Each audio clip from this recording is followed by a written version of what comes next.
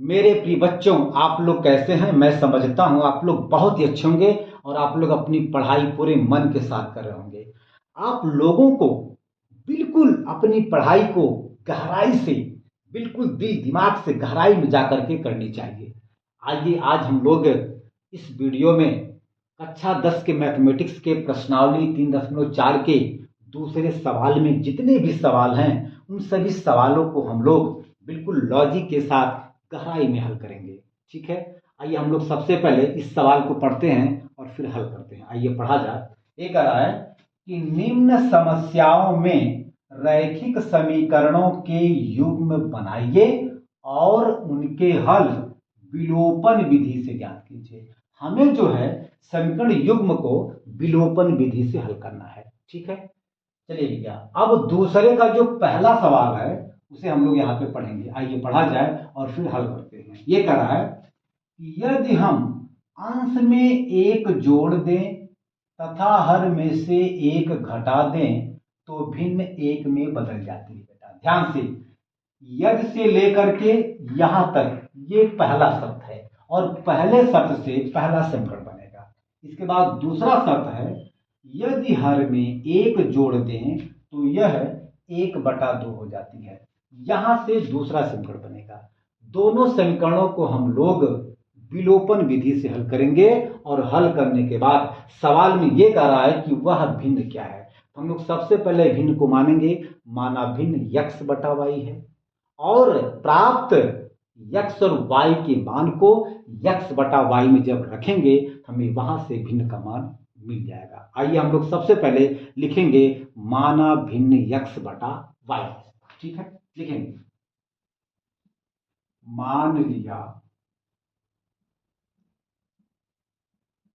भिन्न x/y है। Okay बेटा जी, चलिए देखिए भैया, जिसमें x अंश है और y हर है, तो हम लोग लिखेंगे पहली शर्त के अनुसार। पहली शर्त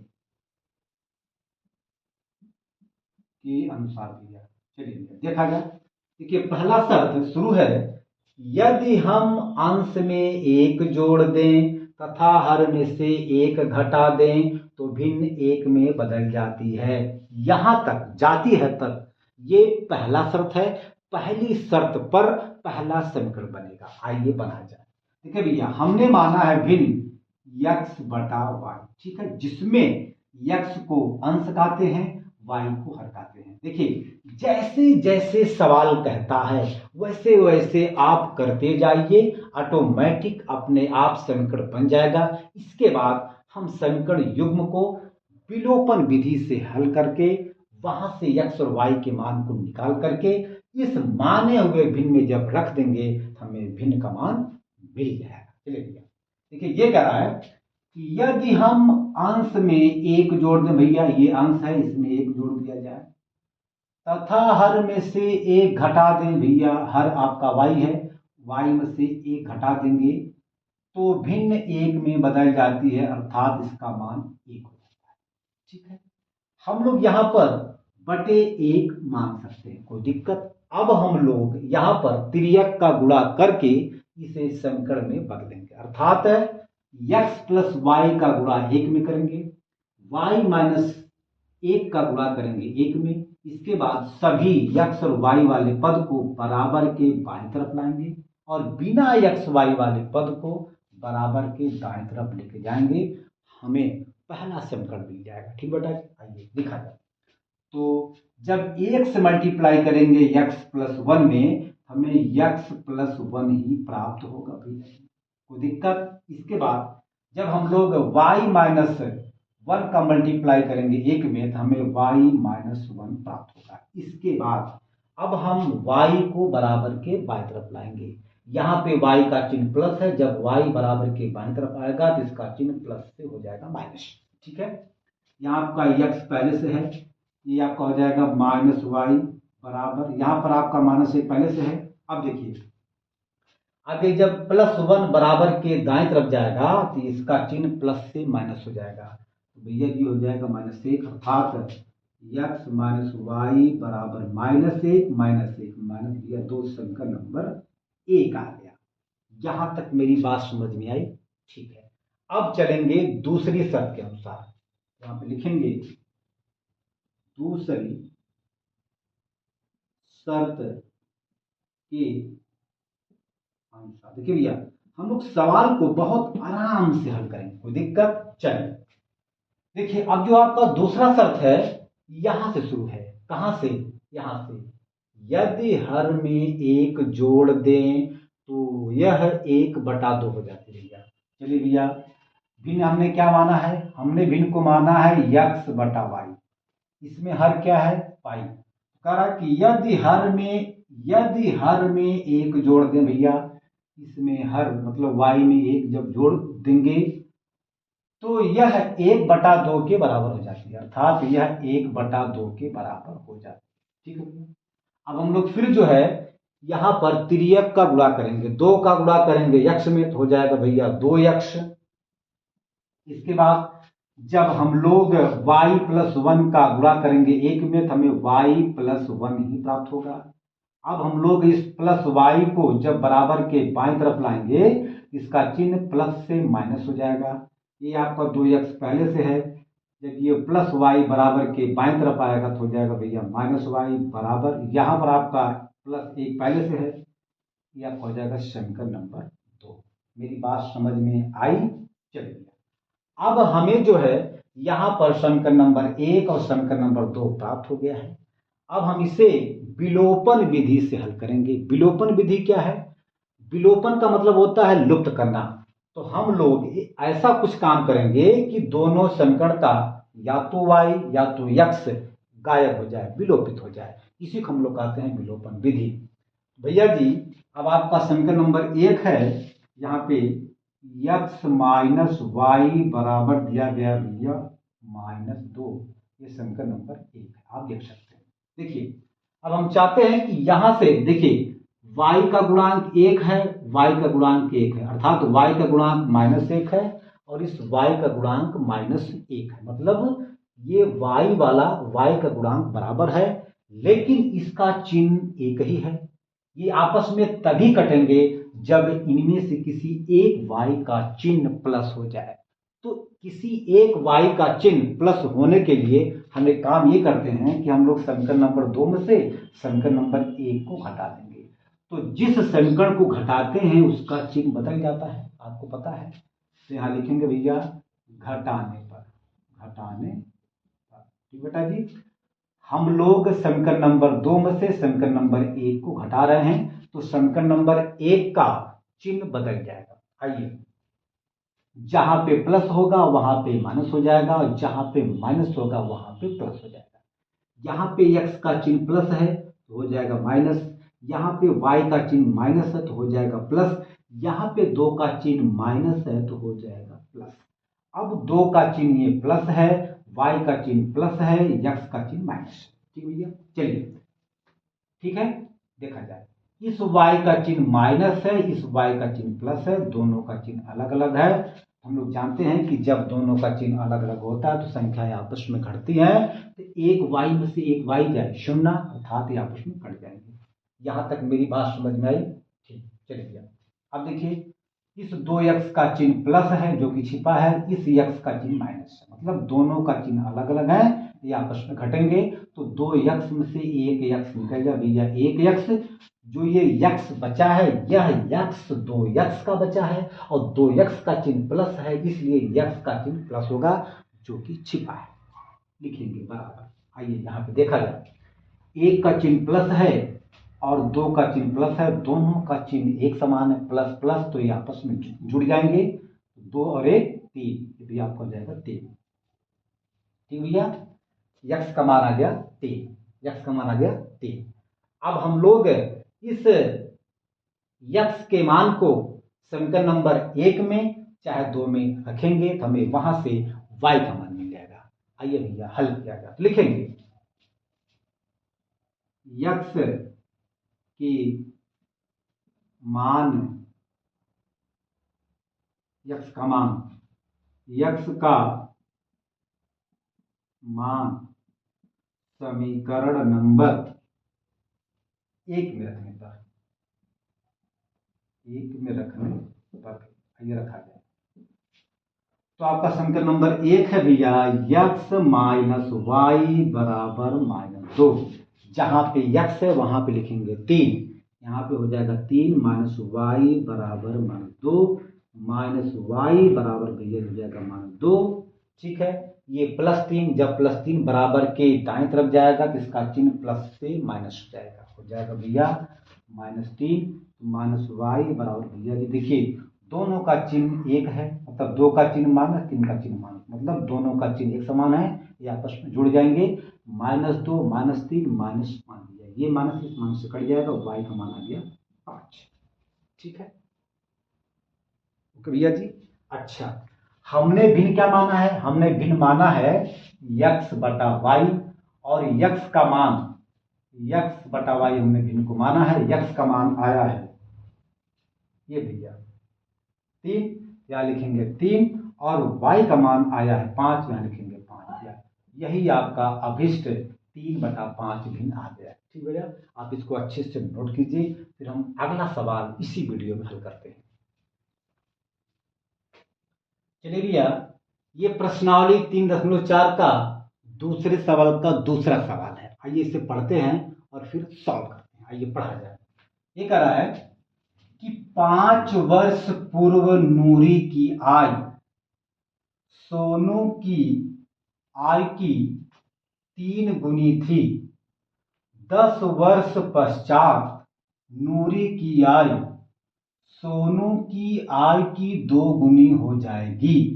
नूरी और सोनू की आय कितनी है? हमें यहाँ पर नूरी और सोनू का आय बताना है। आय बताना मतलब उम्र बताना है। ठीक है, तो हम लोग यहाँ पे मानेंगे कि माना नूरी की आय, वर्तमान आय x वर्ष है, और सोनू की वर्तमान आय y वर्ष है। ठीक है, हम लोग इसे मान करके बहुत आराम से एक्चुअल वास्तविक नूरी और सोनू की आय प्राप्त कर सकते हैं। लिखेंगे मान लिया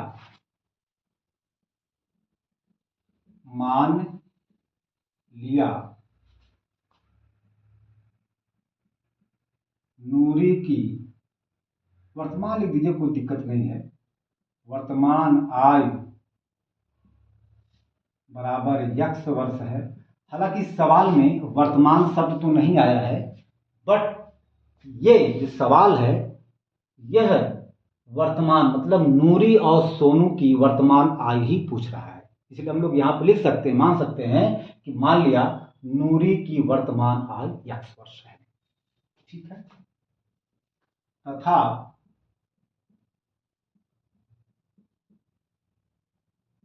सोनू की वर्तमान आय बराबर y वर्ष है।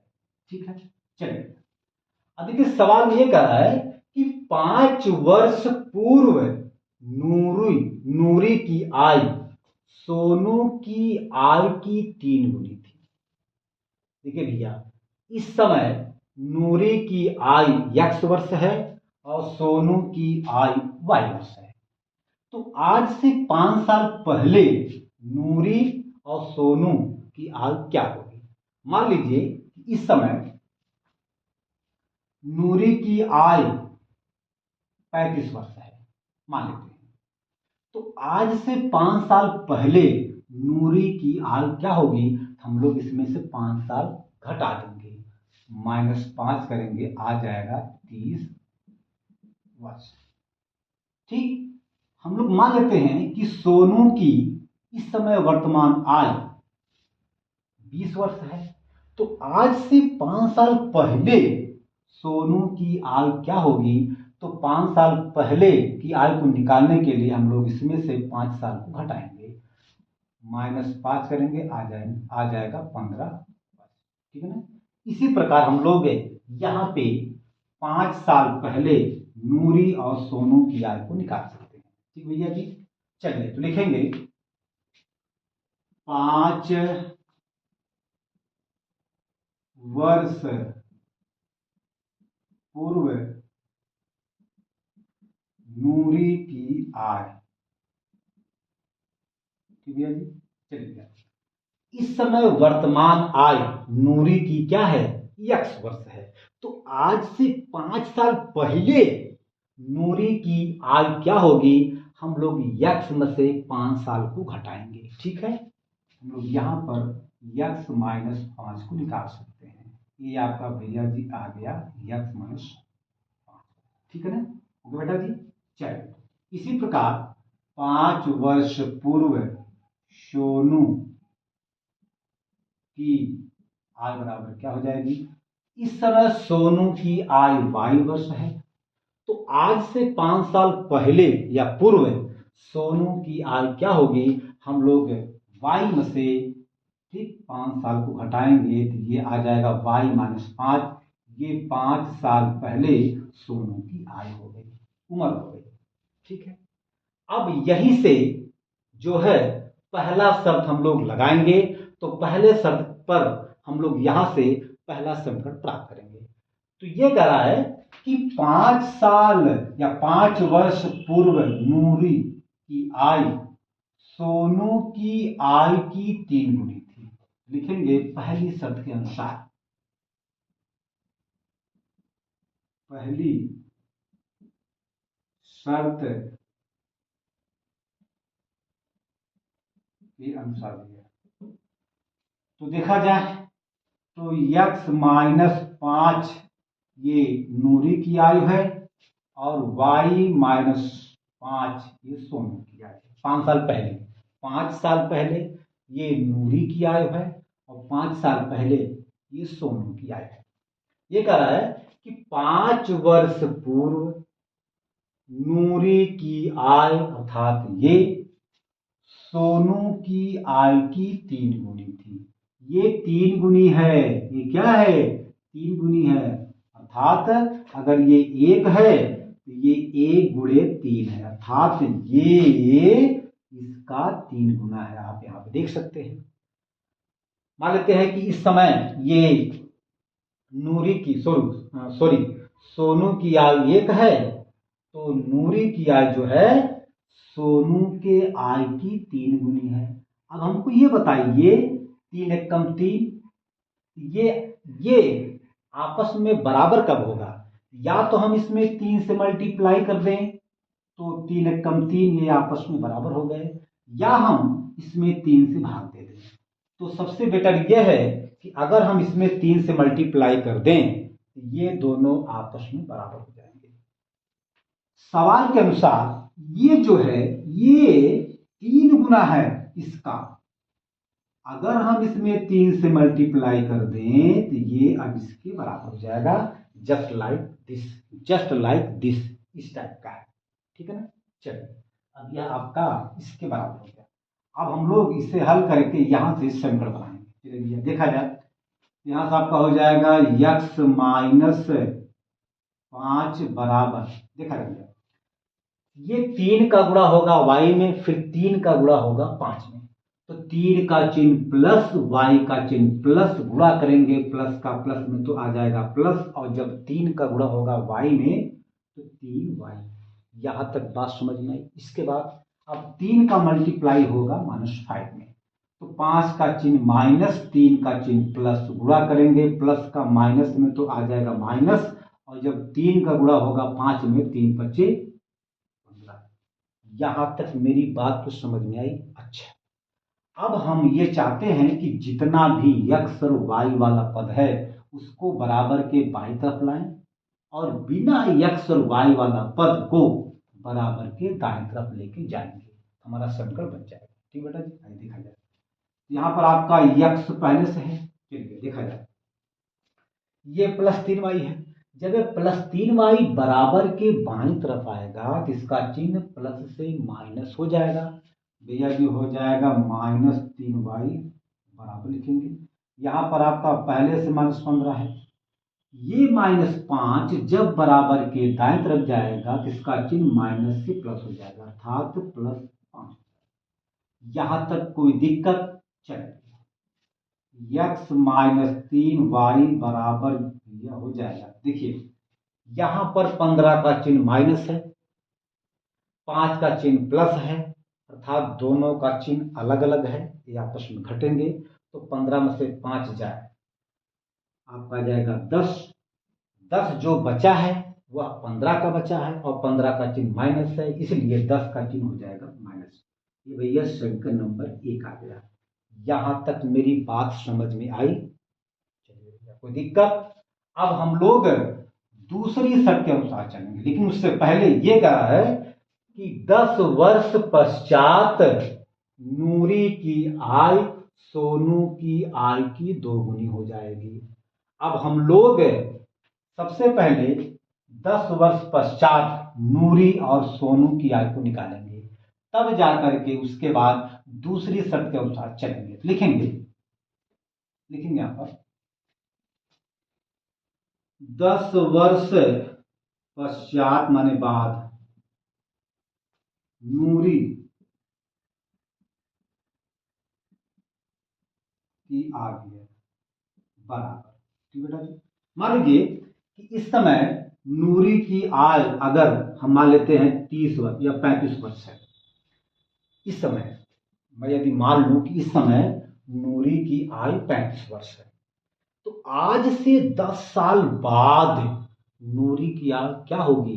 तो बाद को निकालने के लिए, बाद में वाई को निकालने के लिए हम लोग उसमें 10 को जोड़ेंगे, तो 10 वर्ष पश्चात हो जाएगा 35 प्लस 10, ठीक है, ओके। ये बात कंफर्म हो गई कि पश्चात के लिए हम लोग क्या करते हैं, जितने वर्ष पश्चात होता है उस वर्ष को हम लोग वर्तमान आय में जोड़ देंगे। तो आज से 10 वर्ष पश्चात नूरी की आय हो जाएगी 35 प्लस 10 अर्थात 45, और हमने माना है नूरी की आय x वर्ष है, हो जाएगा x प्लस 10, यानी कि x प्लस 10 वर्ष हो जाएगा नूरी की आय 10 वर्ष पश्चात। कुछ मेरी लॉजिक समझ में आपको आ रही है? मेरा लॉजिक आपको कुछ समझ में आ रहा है? ओके बेटा, तो हम लोग यहाँ पे लिख सकते हैं कि 10 वर्ष पश्चात नूरी की आय, तो नूरी की वर्तमान आयु है x वर्ष, तो आज से 10 वर्ष पश्चात नूरी की आयु हो जाएगी x प्लस 10 वर्ष, ओके बेटा जी। इसी प्रकार 10 वर्ष पश्चात सोनू की आय बराबर, सोनू की वर्तमान आय हमने माना है y वर्ष, तो आज से 10 वर्ष पश्चात सोनू की आय हो जाएगी y प्लस 10, ये बेटा जी, कोई दिक्कत? चलो, अब हम लोग चलेंगे दूसरी शर्त के अनुसार, लिखेंगे दूसरी शर्त के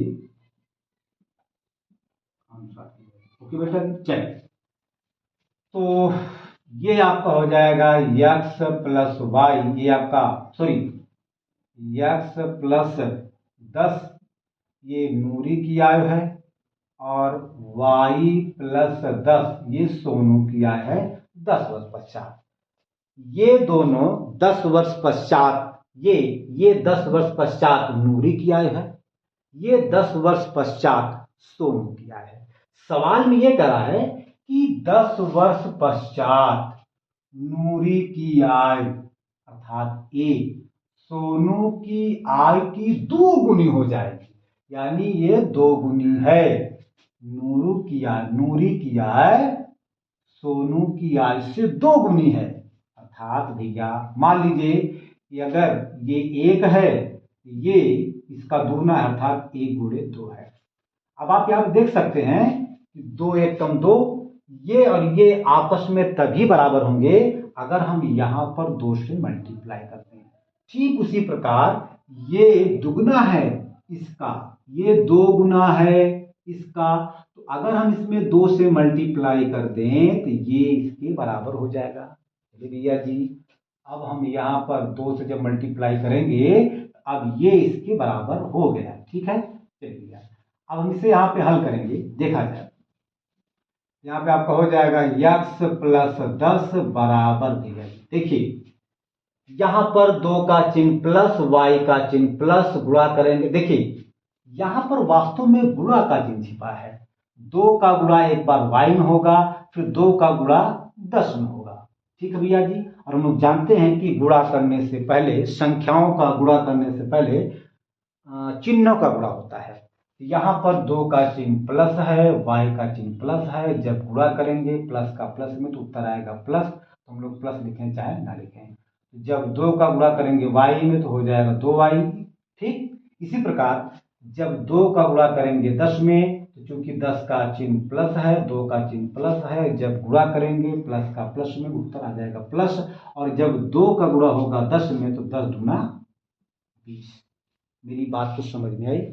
अब हम लोग जितने भी x और y वाले पद हैं उनको बराबर के बाईं तरफ लाएंगे। इसके बाद बिना x y वाले पद को बराबर के दाएं तरफ लेके जाएंगे। ठीक है, आइए देखा जाए। यहाँ पे आपका x पहले से है, चलिए ये प्लस 2y है। जब ये प्लस 2y बराबर के बाएं तरफ आएगा तो इसका चिन्ह प्लस से माइनस हो जाएगा। ठीक बेटा जी, बराबर लिखेंगे। यहाँ पर आपका 20 पहले से है। अब देखिए यहाँ पे प्लस 10 है। जब ये प्लस 10 बराबर के दाएं तरफ जाएगा तो इसका चिन्ह प्लस से माइनस हो जाएगा। भैया हो जाएगा -10, आपका हो जाएगा x - 2y बराबर 20 में से 10 जा 10, समीकरण नंबर 2। ठीक है, अब हम लोग समीकरण नंबर 1 और समीकरण नंबर 2 को विलोपन विधि से हल करके x और y के मान को निकालेंगे भैया। तो आइए निकाला जाए। तो समीकरण नंबर आपका 1 है x - 3y बराबर है -10। भैया ये समीकरण नंबर आपका 1। ठीक है, कोई दिक्कत बेटा जी? चलिए अब देखिए, हम चाहते हैं कि यहाँ पे x का गुणांक सेम है। अगर इनका चिन्ह एक दूसरे के विपरीत हो जाए, अर्थात किसी एक x का चिन्ह माइनस हो जाए, ये आपस में कट जाएंगे।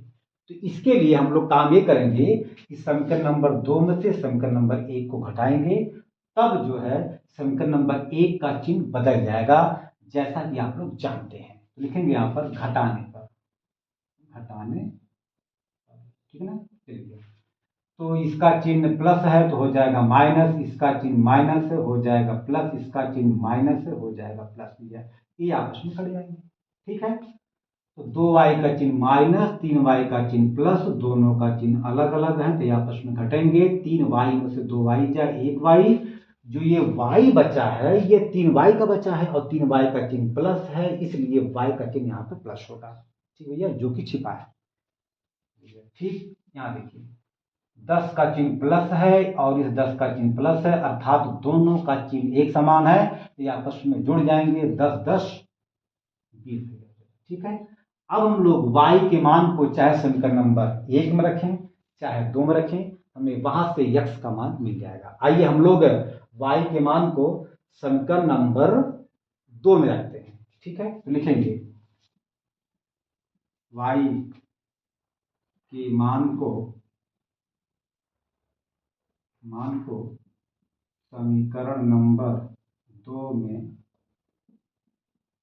रखने।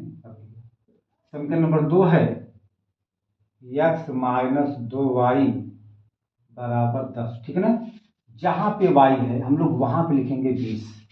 तो x - 2 गुणे भैया यहाँ पे y का मान आया 20, हो जाएगा भैया 10। x - 20 दूना ये हो जाएगा 40 बराबर 10 हो जाएगा। ये -40 जब बराबर के दाएं तरफ जाएगा तो इसका चिन्ह माइनस से प्लस हो जाएगा, तो हो जाएगा भैया 10 + 40, x का मान आ जाएगा 50। ठीक है, कोई दिक्कत? हमने माना था कि नूरी की आयु x वर्ष है, अर्थात ये नूरी की आयु हमें मिल गई। फिर हमने माना था सोनू की आयु y वर्ष है, अर्थात 20 जो है वह सोनू की वर्तमान आयु आ गई भैया। अब हम लोग यहाँ पे लिख सकते हैं। ठीक है, अतः नूरी की आयु बराबर भैया ये आ गया 50 वर्ष है, 50 वर्ष है, तथा सोनू की आय, दोनों की आय 20 वर्ष, 20 वर्ष, ठीक है ना। तो आप इस सवाल को बहुत अच्छे से नोट कीजिए। तो मेरे प्रिय बच्चों, आज हम अपने वीडियो का यहीं पे अंत करते हैं। अब हम बाकी जो शेष सवाल हैं उसे हम अगले वीडियो में हल करेंगे, क्योंकि यह वीडियो काफ़ी लंबा हो जाएगा।